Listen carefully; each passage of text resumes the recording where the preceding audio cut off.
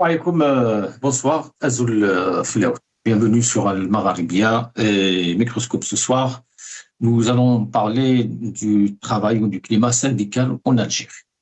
La Confédération des syndicats algériens, la CSA, a appelé le chef de l'État, Abdelmajid Tebboune, à intervenir face à la dégradation du climat syndical en Algérie. Dans un communiqué officiel diffusé le 4 octobre, la CSA dénonce une politique de restriction et de répression visant les représentants du travail et des travailleurs. Elle évoque la multiplication des suspensions, des mutations et poursuites judiciaires injustifiées contre les syndicalistes. Citons notamment le cas de Messoud Boudissa et son collègue du CNAPEST, ainsi que Lounis Saidi, ancien responsable de la Fédération des cheminots. La Confédération fustige aussi les entraves administratives persistantes, rappelant qu'elle attend toujours son agrément depuis 2018 et dénonçant l'interdiction de réunion, l'absence de RCPC et la non-publication des décrets sur la représentativité syndicale. Nous allons donc revenir ce soir à ce sujet, le sujet des libertés. On a plusieurs fois parlé des libertés en Algérie. On va parler aussi des libertés syndicales ou du climat syndical donc en Algérie, ce que souffrent les syndicalistes en Algérie. Nous allons parler aussi de Qadhi Ihsen qui ne pourra pas, malheureusement, n'a pas pu, malheureusement, se rendre aujourd'hui en Allemagne pour recevoir le prix de la liberté et de l'avenir des médias 2025 décerné par la fondation Sparkes de Leipzig en Allemagne. Le journaliste algérien reste donc privé de son passeport, confisqué par la justice depuis plus de 4 ans. Voilà, et pour en parler, j'ai le plaisir d'accueillir ce soir avec nous Boualem Ziani, syndicaliste depuis Béjaïa. Boualem, bonsoir. Bonsoir, merci pour l'invitation. J'espère qu'on va contribuer à débattre un peu sur la question syndicale et sociale et les questions des libertés, bien sûr, qui sont dans un état, ce qu'on appelle la montagne, ça veut dire les restrictions aux libertés d'expression et aux libertés syndicales et globalement aux libertés démocratiques d'une manière générale. Merci pour l'invitation. Merci, Boualem Ziani. Avec nous aussi Omar Ait Mokhtar, militant politique. Omar Ait Mokhtar, bienvenue. Merci pour l'invitation. Bonsoir à tes invités. Bonsoir Houssine. Et ça fait plaisir de vous retrouver. Tout le plaisir est pour nous. Omar Ait Mokhtar, vous étiez, je rappelle, un peu malade. Alhamdoulilah, bishfa Inch'Allah. Et bslamtek ya Omar. Marhaba bik. Boualem Ziani. Alors, Boualem Ziani, cette histoire, ce communiqué de la CSA, est-ce que c'est rare? Est-ce qu'ils ont l'habitude de faire des communiqués dans ce sens? Parce que nous avons vu quand même quelques critiques, même par rapport à la CSA, c'est qu'on les entend rarement, etc. Et c'est vrai que le CSA, c'est un syndicat, c'est une confédération syndicale. Il faut rappeler qu'il est composé un peu des syndicats, ce qu'on appelle syndicats autonomes dans la fonction publique, l'éducation, l'IMF et la santé, plus quelques, il y a 13 syndicats globalement dans la fonction publique. C'est un syndicat c'est une confédération qui attend toujours l'agrément, son agrément depuis des années et des années. Ça veut dire, ils ont rappelé ça. Et voilà, ils ont l'habitude de faire des communiqués pareils. Ça veut dire depuis des années, il n'y a pas de communiqués. C'est pas, je veux dire, ils essaient toujours d'être un peu souple sur les déclarations, en demandant toujours d'avoir minimum, d'avoir l'agrément, ils demandent l'agrément, et un peu, ils décrivent un peu la situation syndicale, notamment sur les libertés syndicales, etc. Je rappelle qu'en 2023, il y a même une tentative de tous les syndicats, y compris le GTA, pour débattre sur les deux textes que le pouvoir, bien sûr, a adopté avec son Assemblée nationale, les deux textes, le 2302 et le 2308, Dommage qu'il n'a pas eu une coordination.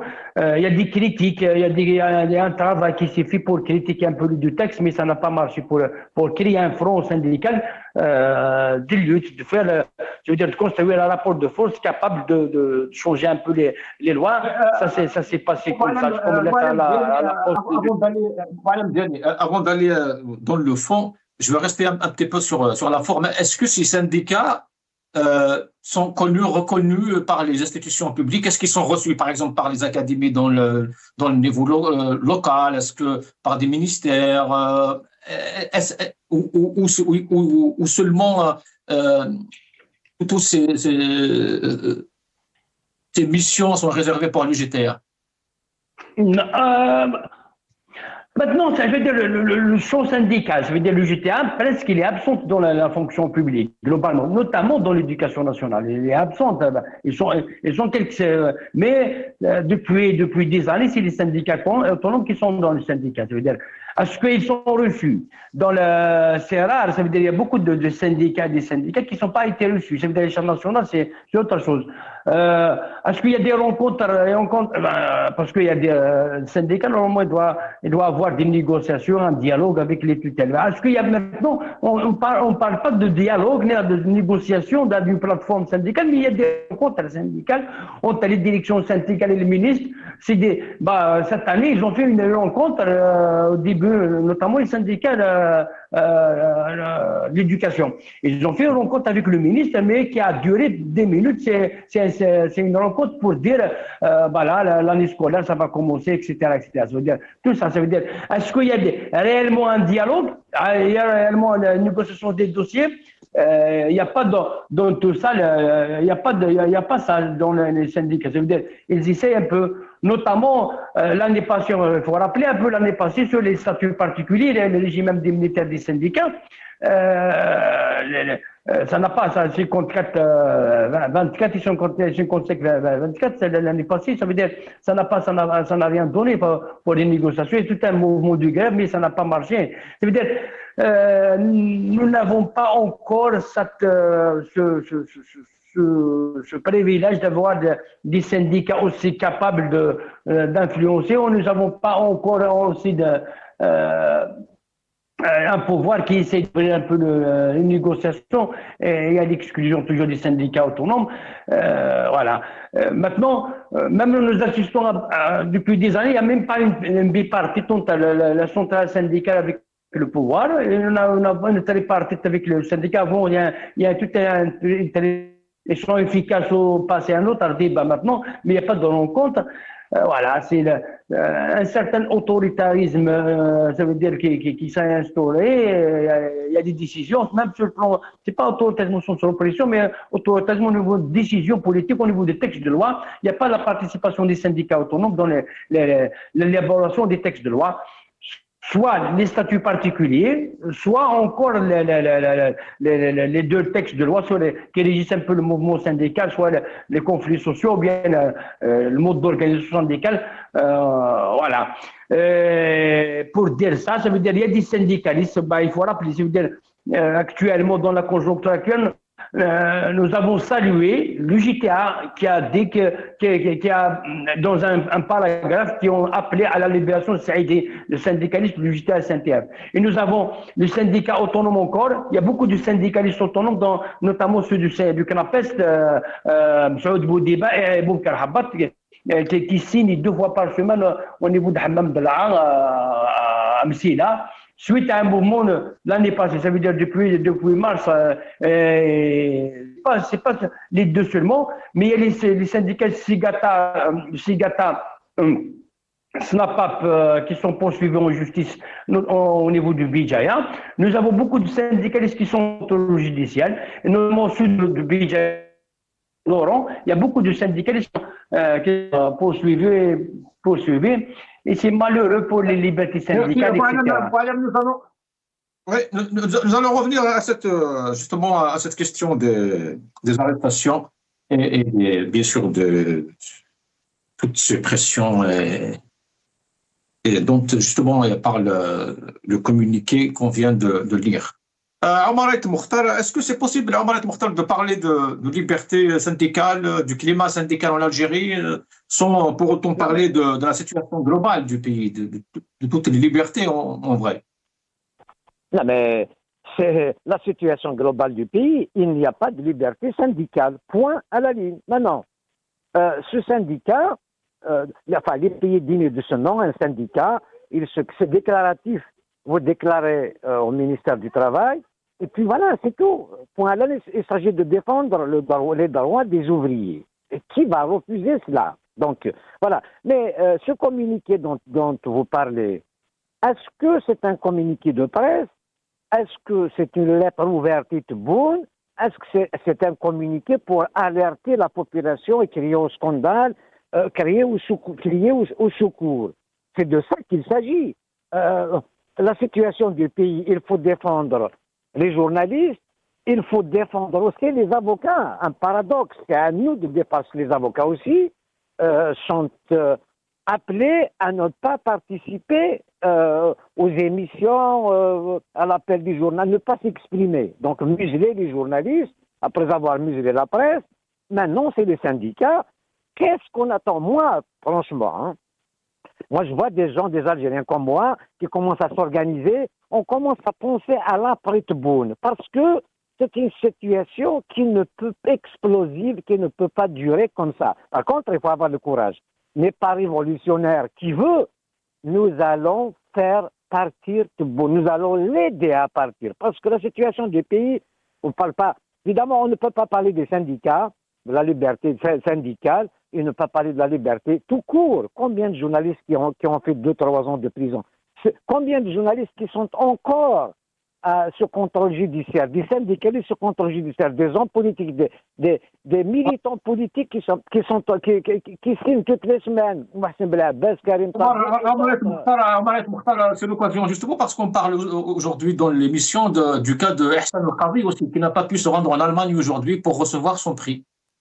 Et voilà, donc qu'est-ce qu'ils attendent? Enfin, d'abord, le corps de la presse, les journalistes, qu'attendent-ils à dire? Basta, ça suffit. Les syndicalistes, les journalistes, les militants politiques, les partis politiques. Le RCD est interdit d'organiser son université d'été cette année.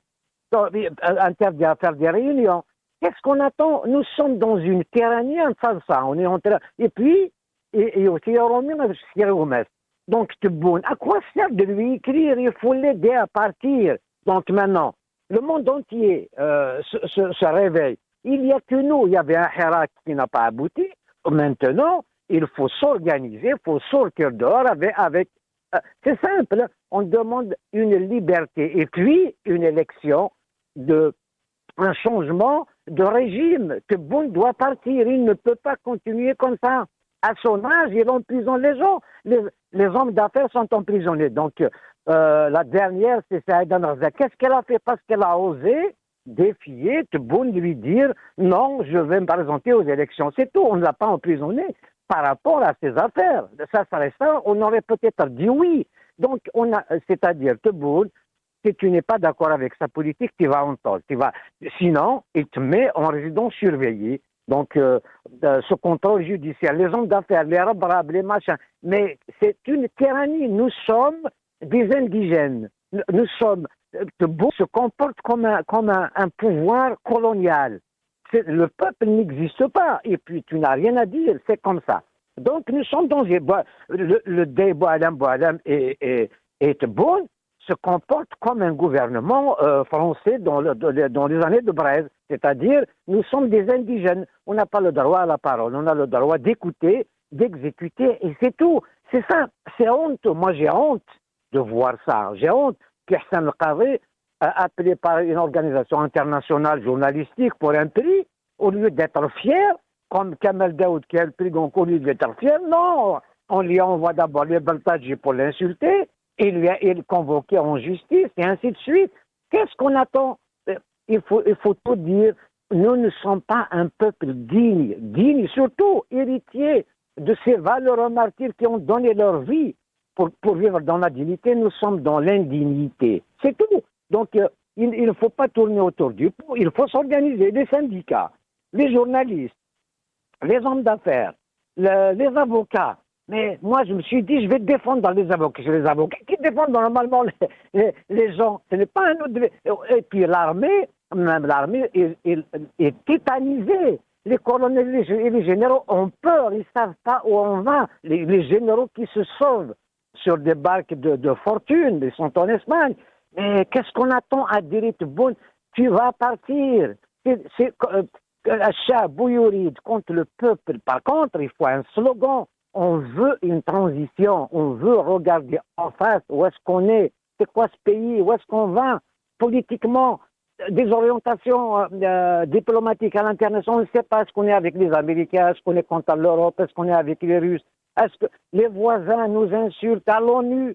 Mais il faut arrêter tout ça. Donc nous sommes dans l'indignité. Moi, franchement, j'ai honte.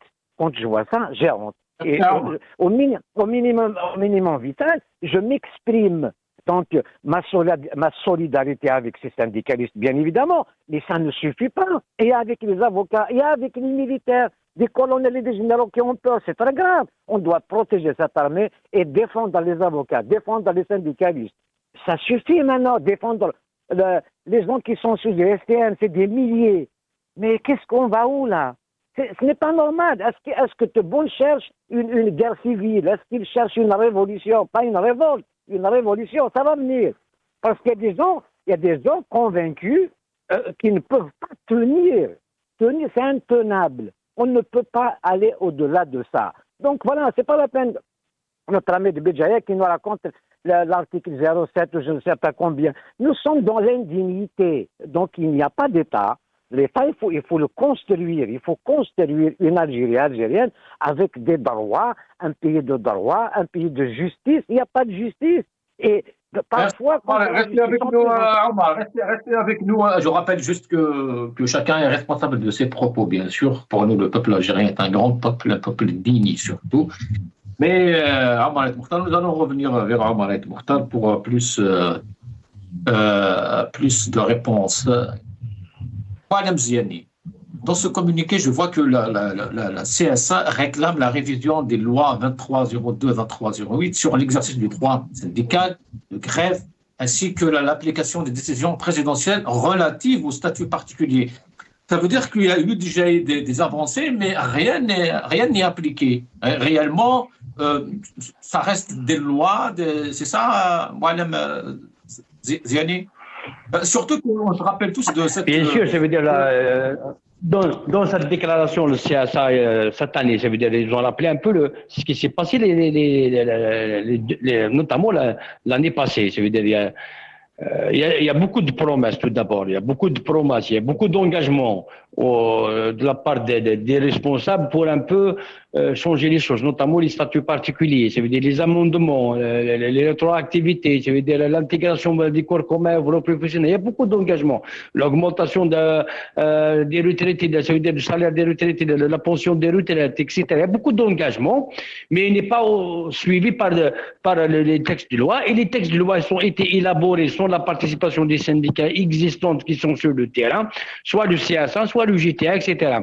Ajouter à cela, ça veut dire pour rappeler un peu le cours autoritaire du pouvoir, a commencé par les deux textes de loi, le 2302 et le 2308. C'est là qui a fait un peu museler les libertés syndicales, qui ont un peu fait ça veut dire passer cette pilule d'autoritarisme au niveau des syndicats, les syndicats maintenant ils sont réduits à s'occuper un peu des problèmes individuels de travailleurs, etc., sans pour autant les faire participer dans les discussions. Et pourtant, il y a des promesses. Ça veut dire il y a un peu un engagement de la part du pouvoir à revoir un peu, notamment le 2302 et les deux textes, mais ça tarde à venir. Les deux textes encore sur le régime indemnitaire, les statuts particuliers au niveau de l'éducation, il y a tout un rôle de dialogue. Ça veut dire tous les corps de l'éducation, ils ont été conviés à proposer, à dire, après l'adoption des statuts, statuts. Ça veut dire,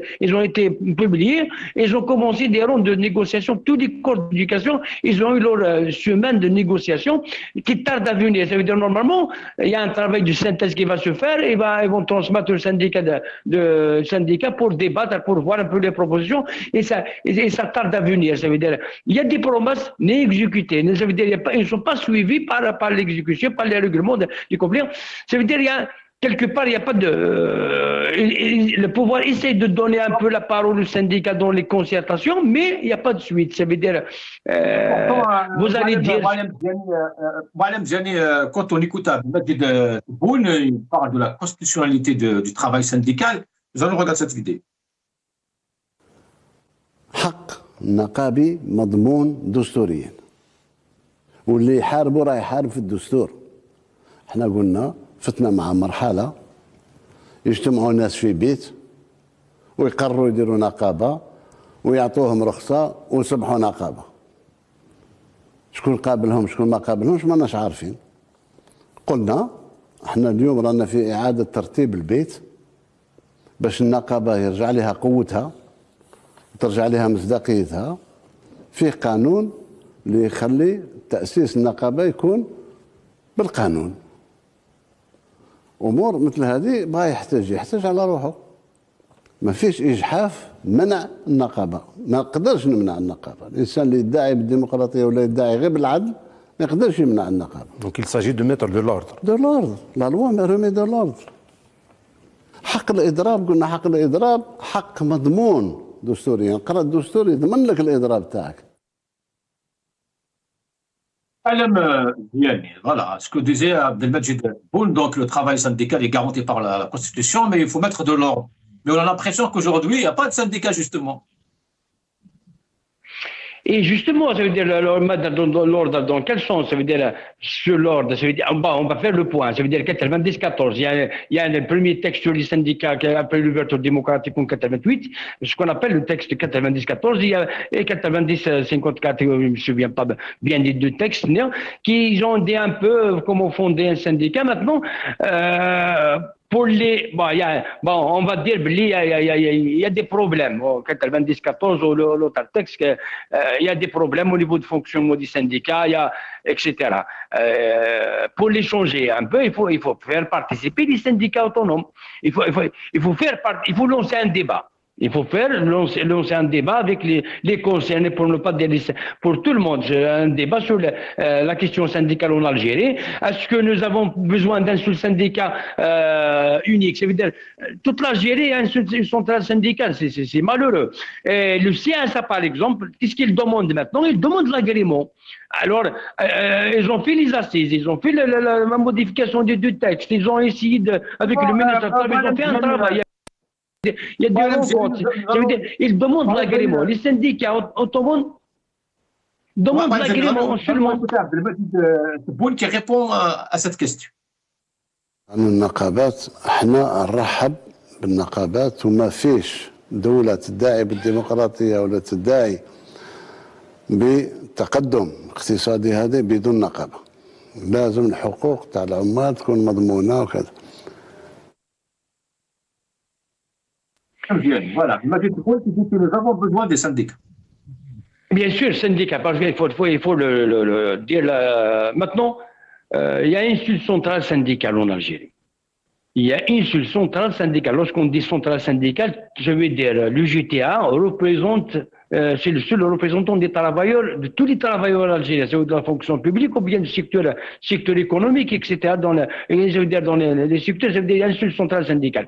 Il y a une initiative dite des syndicats autonomes, ça date de 2016 de Saouane, avant, hein, parce qu'il y a une initiative, les gens, ils ont quitté les GTA parce que les GTA, il est infondé au pouvoir, on appelle les syndicats maison, etc. C'est pas mon rôle de dire ce qu'il a fait le GTA, c'est aux travailleurs de la juger à l'intérieur, qu'est-ce qu'il a fait par rapport à tripartite, la bipartite, les conditions de travail. Les GTA, c'est aux travailleurs, nous adhérents de l'UGTA de dire ce qu'il a fait, de faire son bilan et changer sa direction, ne pas changer, etc. Mais il y a des syndicalistes qui ont quitté le GTA pour créer des syndicats autonomes depuis les années 90. SATEF, par exemple. Mais maintenant, il y a beaucoup de syndicalistes, de syndicats dans la fonction publique. Ces syndicats dans la fonction publique, ils ont vu ça veut dire leur champ d'action. Parce que lorsqu'il y a un syndicat dans l'éducation, tu vas négocier avec le ministre de l'Éducation seulement. Et la question salariale, ça dépend du gouvernement. Toujours lorsqu'on revendique au niveau de l'éducation, par exemple, ou bien la santé ou bien la fonction publique, ils vont te dire que la question salariale, l'augmentation des salaires, beaucoup de questions sont liées au gouvernement. C'est pour ça que les syndicats, ils ont tenté de créer une autre syndicat, une centrale syndicale. Ils l'ont appelée Confédération syndicale algérienne, qui est composée de 14 syndicats autonomes, élargie maintenant, il y a beaucoup dans des périodes jusqu'à 27 syndicats, et ils ont fait les assises, ils ont fait le règlement intérieur, etc. Ils ont demandé l'agrément, et le pouvoir, depuis, parce que le CSA a rappelé, hein, il demande l'agrément. Pourquoi ne pas agréer la deuxième? C'est pas une deuxième centrale syndicale, parce que lorsqu'on va dire deuxième centrale syndicale, ça veut dire il faut que le pouvoir les travailleurs d'autres secteurs créent leur propre syndicat et rejoignent la Confédération syndicale algérienne. Il faut qu'il y ait une deuxième centrale syndicale qui va ressembler tous les plus GTA, plus. Donc, quand le pouvoir nous parle de dialogue social, c'est avec qui? Ça veut dire c'est un slogan. C'est quoi un dialogue social? Lorsqu'on va dire dialogue social, ça veut dire est-ce qu'il y a un dialogue dans notre pays? Est-ce que maintenant les revendications des travailleurs, ils sont lorsqu'il y a une plateforme de revendication, bien est-ce que lorsqu'on va se mettre au pouvoir, il y a une réponse? Il n'y a pas ça. Il y a des rencontres. Il y a des rencontres au niveau syndical parce que Actuellement, la conjoncture actuelle, au jour J que je parle, sont les libertés syndicales, on ne peut pas avoir.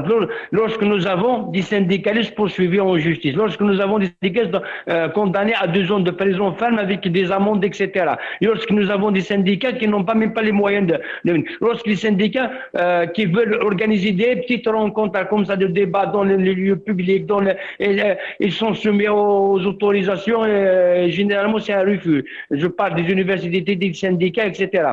Alors là, la question actuellement, il n'y aura pas de... la priorité des priorités pour les syndicats aujourd'hui, c'est les libertés syndicales.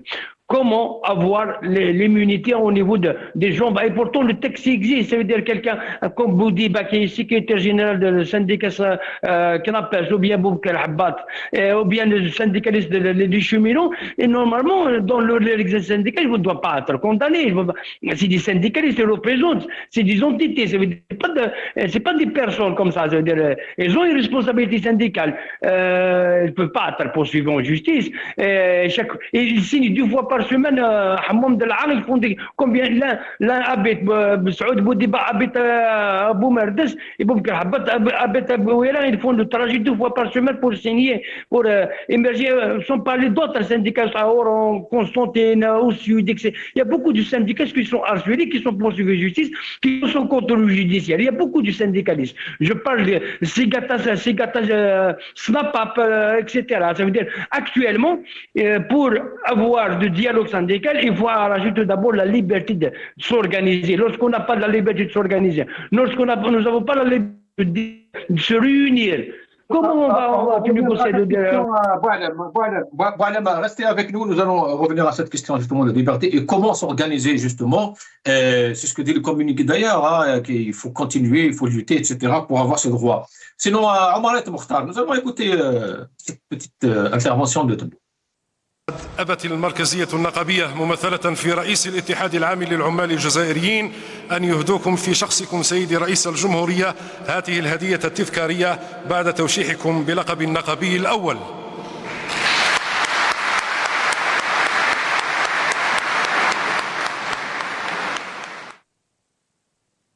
Voilà, c'était Abdelmajid Tebboune qui reçoit un trophée nommé en tant que premier syndicaliste du pays.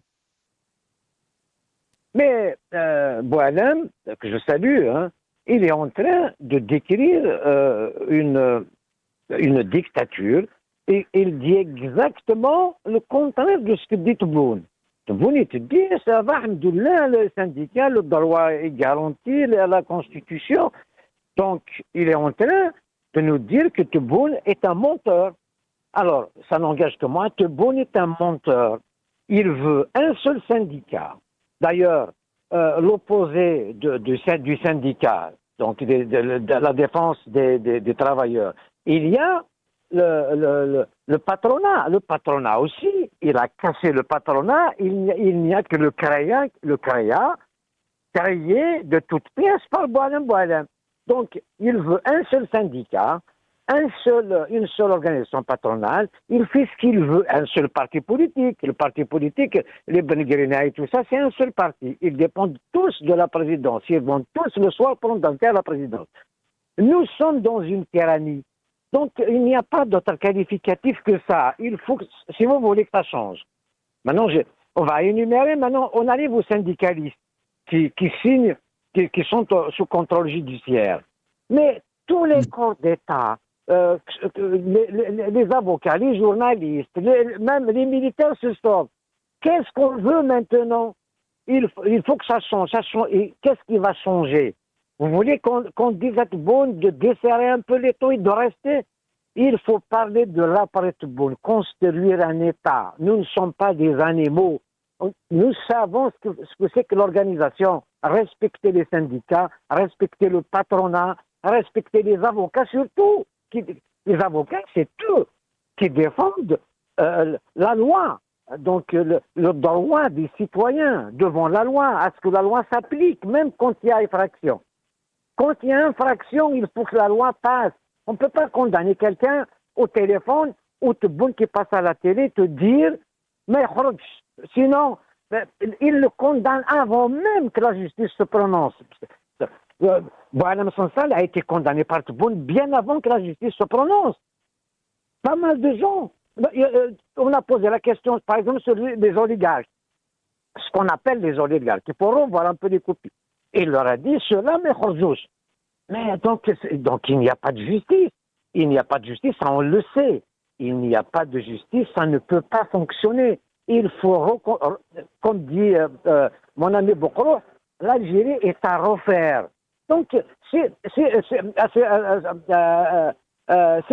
tu invites demain un avocat, il va te dire pire que le syndicaliste. Invite un journaliste. Par contre, il y a la peur.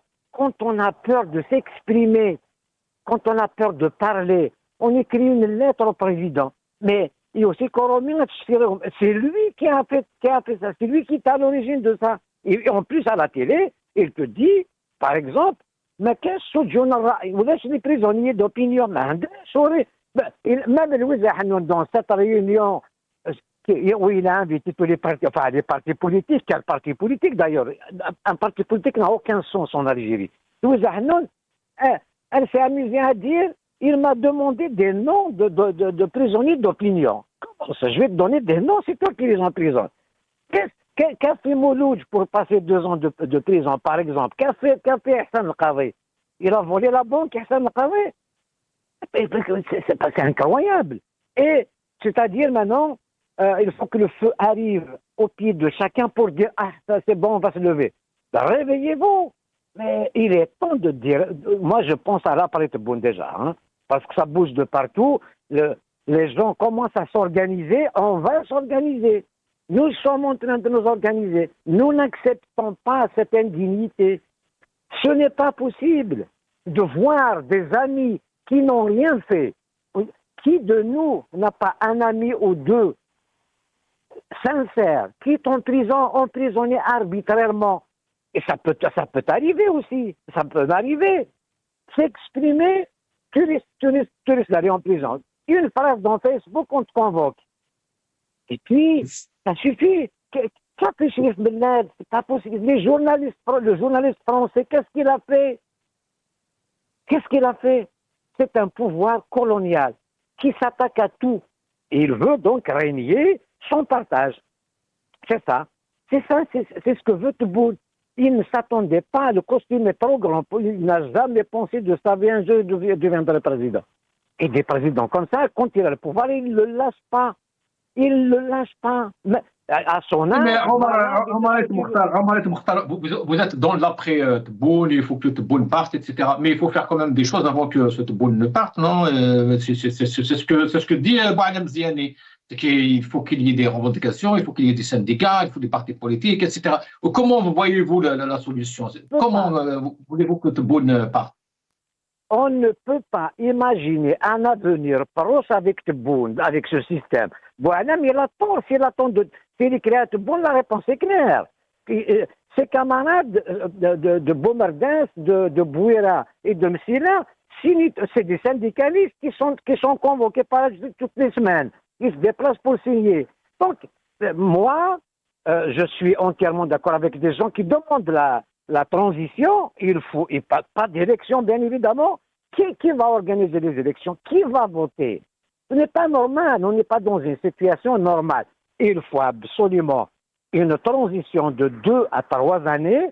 Et les gens qui peuvent prendre cette position, c'est des gens qui ont émergé des militants connus, même différents. Ils sont obligés de prendre la présidence collégiale pour gérer un gouvernement d'union nationale de compétences restreintes. Donc voilà, on ne peut pas. Qu'est-ce qu'on demande? On demande de construire une Algérie algérienne, un pays de droit, de justice, c'est tout. Donc le syndicaliste aura sa place, est bien défini, bien évidemment. Il dit la loi. Bien sûr qu'il faut une loi même en France, en Europe, aux États-Unis, le syndicat, il a des prérogatives, il a un cadre juridique, bien sûr. Un parti politique aussi. On ne peut pas faire des partis politiques sans qu'il y ait un cahier des charges à respecter, évidemment, un règlement intérieur. Le syndicat aussi, différent d'un parti politique. L'organisation patronale aussi, elle défend les droits des patrons. Donc, comme partout, il y a des tripartites, il y a des discussions sérieuses. Après, il y a des accords à faire. Il y a les droits des travailleurs qui avancent, il y a les droits du patronat aussi. Donc, mais là, nous ne sommes pas dans une situation normale. Nous sommes dans une situation de guerre. D'abord, l'Algérie n'a pas un problème à l'intérieur. Elle a un problème à l'intérieur, à l'extérieur, à l'international. Partout, on a des problèmes. Et puis, nous sommes un pays rentier. Tu sais, la baisse du pétrole peut nous emmener droit dans le mur. C'est facile à faire fonctionner la planche à billets pour faire face, pour jeter des milliards par la fenêtre. Oui, mais on n'assure rien. On augmente, par exemple, à coup de promesses, on augmente les retraites, on augmente les salaires. C'est les salaires des fonctionnaires, bien évidemment. Mais on n'a jamais dit comment on finance. Parce qu'on gagne cet argent. Ce n'est pas avec des mensonges. Quand il dit on va faire 400 milliards de PIB l'année prochaine, c'est faux. On va vendre quoi? C'est comme dans Carnaval de Charwa, qu'est-ce qu'on va vendre? Qu'on ne produit rien, on ne produit pas de richesse. Nous sommes un pays rentier. À part le gaz et le pétrole, on est stagné. Donc, c'est un pays avec nous. Omar, je reviens, Omar, restez avec nous. Ziani. Alors, vous parlez tout à l'heure de l'organisation, de l'obligation justement, de la nécessité de s'organiser. Est-ce que cela est toujours possible, Boualem Ziani, dans le climat qui règne actuellement?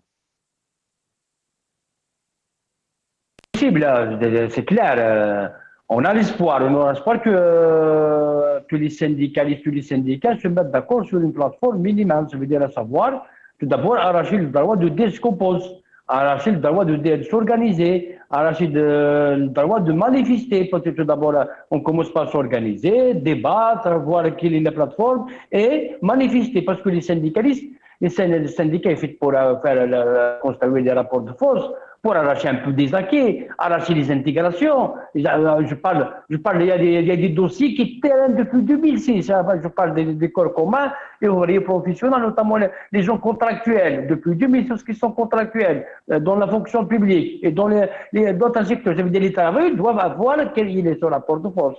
Je remarque, il faut qu'on tire des leçons que le pouvoir a organisé beaucoup de rencontres avec le patronat. Dernièrement, il a organisé avec le patronat. Pourquoi il n'y a pas de rencontres, débats comme ça, des assises de tous les syndicalistes au niveau avec la présidence? Et pourquoi? Je veux dire, les patrons algériens se rencontrent toujours avec le pouvoir et les syndicats, ils sont exclus, il y en a bien des miettes. Alors que qui produit des richesses? Si on veut produire réellement des richesses, c'est les travailleurs qui produisent des richesses.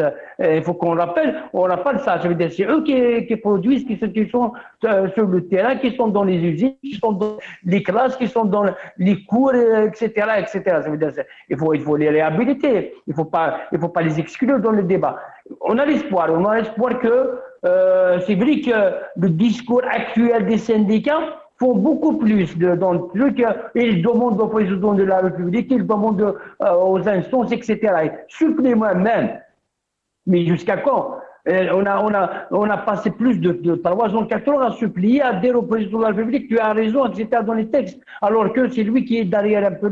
Il faut qu'il lorsqu'on est avec je veux dire, dans les déclarations, on dit on s'adresse au président de la République. Quelque part.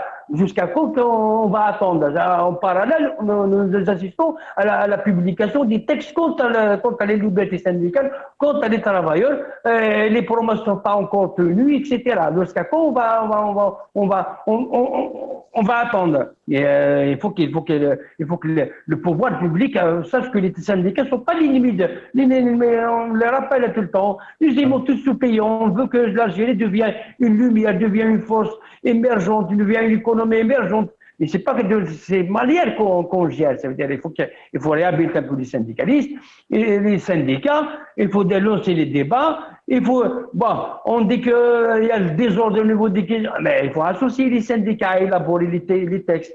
Tout d'abord, ils doivent respecter parce que je rappelle qu'ils n'ont même pas respecté un peu les conventions signées par l'Algérie internationale sur les droits de syndicat, les droits de liberté syndicale, etc. Ils n'ont pas respecté ça. Ça veut dire, pour un peu entre parenthèses. C'est ça. Dans la conjoncture actuelle, maintenant, je pense que il y a des discussions, il y a un débat. Il y a au niveau de l'UJTA une ouverture pour les libertés syndicales. On attend. Il y a des rapprochements entre les deux entités syndicales parce que ça va de la survie du mouvement syndical en Algérie. Ça va encore servir. Et les syndicats dans l'histoire ne sont pas révolutionnaires. Pour rappeler un peu, les syndicats ne sont pas révolutionnaires. Au contraire, ça travaille un peu la stabilité des pays. Mais ils doivent être écoutés par le pouvoir public. Ils doivent avoir des acquis. Ça veut dire les travailleurs doivent avoir les acquis, etc. Les syndicats dans l'histoire de l'humanité, les syndicats du mouvement ouvrier globalement, les syndicats sont beaucoup plus un frein pour le mouvement ouvrier à prendre le pouvoir. C'est ça la réalité historique. Et pourquoi le pouvoir exclut un peu ces syndicats? Et pourtant, nous avons des syndicats nous n'avons pas des syndicats révolutionnaires ou bien radicaux en Algérie. J'entends très bien ce que vous dites, mais Omar El Mokhtar disait justement que le pouvoir n'a pas marginalisé que les syndicats. C'est clair. C'est clair. Depuis, ça veut dire, cet autoritarisme doit cesser. L'ouverture du champ politique, il faut que les gens acceptent l'organisation, l'auto-organisation au niveau de la base. Tout le monde est exclu. Je veux dire, il y a un climat de répression, il y a un climat qui fait peur pour tous les militants. Ça veut dire, tu parles, tu suis contrôle judiciaire et tu vas te taire, etc., avec des amendes, etc. Ça veut dire ça fait peur. Il faut jusqu'à quand on va continuer comme ça à la restriction des libertés, à avoir des textes liberticides qui excluent tout le monde, à ne pas les astreindre. On a parlé un peu. Vous avez parlé sur le Kadir Hassan qui va recevoir son prix pour liberté. On n'a pas de la presse. Tu vas chercher à comprendre. Tu vas acheter 5 journaux, c'est les mêmes. Il n'y a même pas un texte de réflexion comme ça sur la réalité. Une petite critique. Ça veut dire, un certain temps, ça fait plaisir de lire les journaux parce qu'il y a des gens qui font des réflexions, etc., qui analysent les sociologiques sur l'école, etc. Maintenant, il est absent. Pour quel intérêt on va continuer à assumer un peu cette inculture au niveau d'un débat, à dégoûter un peu que les militants, etc. Alors que l'Algérie, il est connu par ce militant soit syndical, soit associatif, soit politique. Il y a des débats contradictoires. Pourquoi on a peur de de pas contradictoire, à dire ça ne marche pas, etc. Et pourquoi ça va continuer comme ça, hein? Voilà, Merci, merci. Madame Ziani. Avec ça, restez avec nous. On arrive à la fin de l'émission. Le dernier mot, Omaret Mokhtar. Omaret Mokhtar, pourquoi on a peur de tout le monde? Tu sais, c'est l'essence même de ce qui est la tyrannie. Il a tout résumé, ton invité de Béjaïa. Il a tout, il dit exactement, il décrit la situation exacte du pays. Mais il ne veut pas l'appeler tyrannie, dictature. Parce qu'il est à Béjaïa, il a peur. S'il dit ça, il peut aller en prison. Il peut aller donc signer toutes les semaines comme ses collègues de Boumerdes, de Bouira et tout ça. Nous sommes dans une dictature qui ne dit pas son nom. Ton copain, il a dit que pourquoi il discute avec le patronat? Il ne discute pas avec le patronat, il discute avec le CREA. Le CREA, c'est cette organisation patronale créée de toutes pièces par Boualem, c'est les gens de Blida. Donc ces gens-là, ils ont muselé les autres organisations patronales qui sont le GCA de Saïd Anarzan et l'ancien FCE de Ali Haddad repris par Sami Agli. Ils n'ont pas le droit d'activer, ils sont mis en sourdine. Mais en sourdine, donc pourquoi? Donc on a peur d'un débat, on a peur d'un dialogue. Si tu parles, tu vas entendre. C'est ça la tyrannie. Donc qu'est-ce qu'on attend à dire basta? Moi je suis passé à l'après de boule comme pas mal d'autres. Donc quand on voit le nombre de jeunes qui partent, les gens qui ont des sous s'envolent et le dinar, comment il a augmenté, mais qu'est-ce qu'on attend? Nous sommes en train d'assister à la destruction du pays sans rien dire. Nous cautionnons la destruction du pays. Qu'est-ce que vous voulez? Donc maintenant, il faut un mouvement, monsieur Hirak, il faut un mouvement révolutionnaire parce que les slogans sont durs. On passe à l'après-Tebboune, qu'il le veuille ou pas. Et puis cette armée, même l'armée d'ailleurs, c'est dingue, il faut protéger l'armée, alors que c'est l'armée qui doit nous protéger. Quel paradoxe! Il faut défendre les avocats, alors que c'est les avocats qui doivent nous défendre. Il faut défendre les syndicalistes, alors que c'est les syndicalistes qui doivent défendre les droits des ouvriers. Nous marchons sur la tête, tout est à l'envers, donc il faut appeler à redresser ce pays et mettre fin à cette tyrannie, et basta. Merci, Omar Mokhtar, et Atik Saha. Merci, Madame Ziani. Merci à vous toutes et à tous. À demain, Inch'Allah.